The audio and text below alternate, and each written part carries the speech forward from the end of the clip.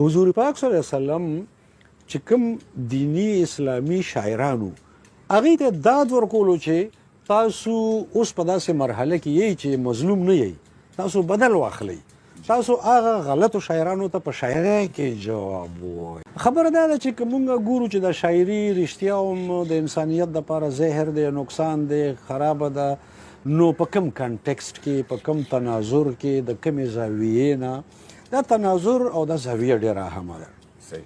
ګوره مونږ که دې خبرو ته یعنې شاعرۍ ته ګورو چې دا د انسانیت دپاره څنګه ده او په اسلام کې د دې حیثیت څه دی، نو مونږ دوه درېو زاویو نه پکار ده چې په ډېر آزاد ذهن سره د دې تجزیه وکړو. اول خو به د کامن سنس خبرو وکړو چې شاعري یو ذریعه ده د اظهار چې په هغې کې جمالیات ډېر ضروري څیز دی، حسن او جمال. نو حسن او جمال په خپله نه په اسلام کې منع دی او نه انسانیت کې منع دی.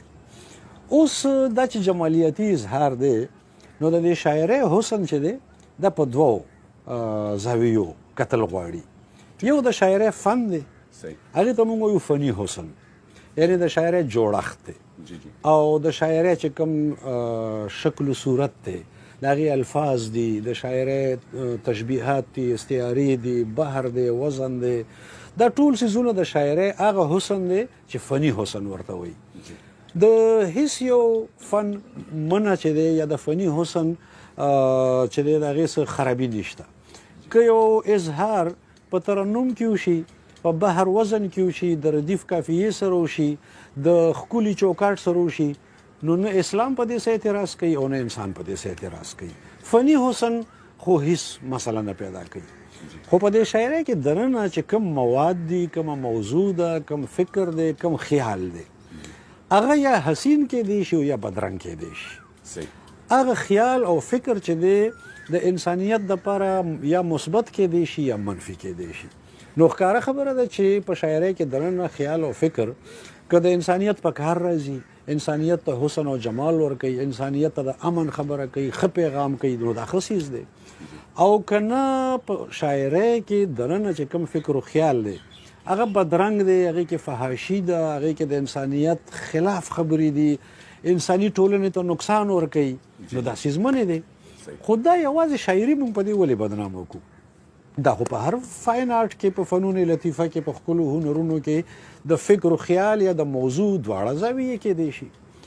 که موږ شاعري پرېږدو مصوري راواخلو، نو په دې مصورۍ کې چې کوم مقصد او مضمون ښودلی شي، نو که هغه فحاشي وي، بربنډ وي، لغړ وي، نو په دا خبره ده.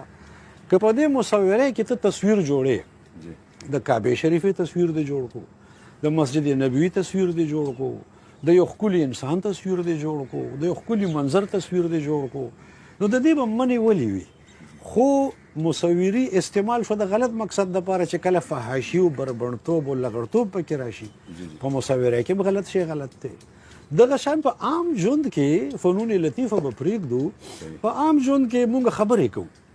نو چې مونږ خبرې کوو، نو که زما په خوله باندې داسې الفاظ جاري وي چې د امن خبرو وکړم، د انسان د خیر او د بقا خبرو وکړم، د خدای پاک نه ستاسو دپاره دعاګانې وغواړم چې یا الله سمرجان ته او ټولو انسانانو ته امن، سکون، خوشحالي ورکړي، نو په عام خبرو کې هم دا ښه څیز دی. خو که زه چاته کنځل کوم، زه فحاشي خوروم، زه په ټولنه کې لغړتوب خوروم، نو تشې خبرې دي خو غلط دي.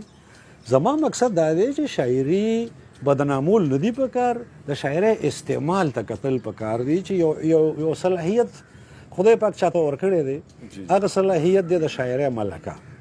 اوس د انسان د شاعرۍ د ملکه استعمالي څنګه خبره په دې کې دی شي، او هغه هم صرف د فکر و خیال په حواله. د جوړښت چې کوم حسن دی په هغې کې اړو خبره نشته، هغه بالکل روغ څیز دی، هغه بالکل فني حسن د بیان، د اظهار، د خبرو فني حسن چې دی هغه په هر مذهب کې روا دی او په هر انساني ټولنه کې جایز دی. دا خو یو کامن سنس دی. د دې کامن سنس نه پس ته چې موږ د شاعرۍ ته راځو، په دې کې یو څیز دی چې موږ ورته وایو تناظر.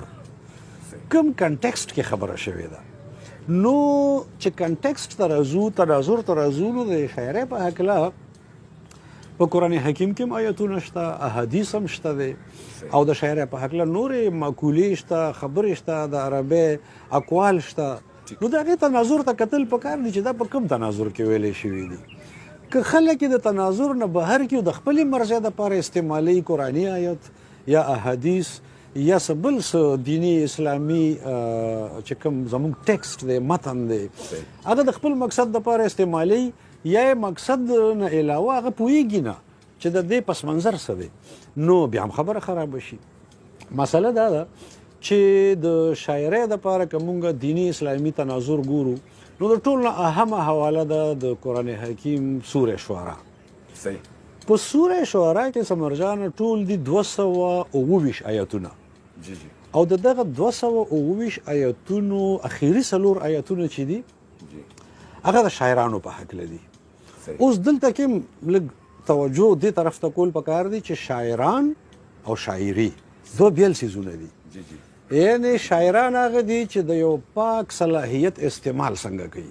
شاعري په خپل یو پاک صلاحیت ته د خدای پاک یو ورکړه ده نو هغه څنګه کوي او یو دی په خپل شاعري ده. نو قرآن حکیم چې خبره کړې ده په شاعرانو یې کړې ده په هغه څلورو آیتونو کې. په هغې کې څلورو آیتونو کې لومبی آیت داسې دی چې تاسو شاعرانو ته نه ګورئ چې دی د شاعرانو پیروي کوونکي خلک ګمراه دي. بیا آیت دا دی چې ځکه ګمراه دي چې دوی په هره واده کې منډې وهي یعنې د ګډو وډو څیزونو پیروي کوي. بیا ورپسې دریم آیت کې دا دی چې دوی هغه څه کوي چې څه وایي نه او چې څه وایي هغه کوي نه نو کول او فعل کې تضاد دی. دا درې کیټګریز چې د شاعرانو ښودلی شوي دي. ګوره آیت کې شاعرۍ ته بد نه دي ویلی شوي شاعرانو ته خو د شاعرانو 3 درجې ښودلی شوي دي. خو د 3 درجو پسې اخیری آیت د سوره شعرا چې دی هغه تناظر کلیر کوي. هلته کې خبره ده الا په عربی کې د الا مطلب دا چې مگر هغه خلک نه چې هغه خلک نه نو په هغې کې هم هغه شاعرانو کې دننه بیا تخصیص شوی دی چې هغه خلک نه چې ایمان یې راوړی دی چې نیک عملونه کوي چې د خدای پاک ذکر ډیر کوي. او څلورمه خبره چې د مظلوم کېدلو نه پسته بدله اخلي په ده چې کوم ظلم شوی دی د هغې بدله اخلي. اوس ګوره په شاعرانو کې درجه بندي وشوه که نه چې د غلط استعمال کوونکي د شاعرۍ د غلط استعمال خلک چې دی هغه غلط دي. خو هم په هغه شاعرانو کې چې کومه ډله داسې وي چې دا څلور خبرې لري ایمان یې راوړي د نیک عمل کوي د الله پاک ذکر کوي او په هغه د شوي ظلم چې کله د قابل شي دی د هغې بدل اخلي. نو د شاعري څومره پاک څیز شو چې د ظلم مخه نیسي د شر مخه نیسي. او ګوره د دې تناظر څه دی د حضور پاک صلی الله علیه وسلم په دور کې به ځینې شاعرانو په شاعري غلطه استعمالوله. په شاعرۍ کې به لغړتوب هم و غیر انساني خبرې به هم وي او په خپله په صحابو او په اسلامي تناظر به تنقید او اعتراض و. حضور پاک صلی الله علیه وسلم چې کوم دینی اسلامي شاعرانو هغې ته داد ورکولو چې تاسو اوس په داسې مرحله کې یئ چې مظلوم نه یئ تاسو بدل واخلئ تاسو هغه غلطو شاعرانو ته په شاعرۍ کې جواب ووایئ. تاسو چې کوم خلک معاشره خرابوي د شعر په ذریعه تاسو د خپلې شاعرۍ په ذریعه هغې ته جواب ووایئ او معاشره ښایسته کوي حسن پیدا کوي. نو ګوره دا د حضور په وخت کې په دغه تناظر کې حسان بن ثابت کعب بن زهیر دا صحابه کرام دي. او دې صحابه کرامو څه چل کړی چې حضور پاک صلی الله علیه وسلم حضرت کعب ته انعامونه ورکړي دي په شاعرۍ ویلو. حضور پاک صلی الله علیه وسلم حسان بن ثابت ته یو خپل چبوتره جوړه کړې وه یو خاص سټیج یې ورته جوړ کړی چې دلته کښېنو موږ ته شاعري وایه ستا شاعري خوند کوي انکریج کړي دي.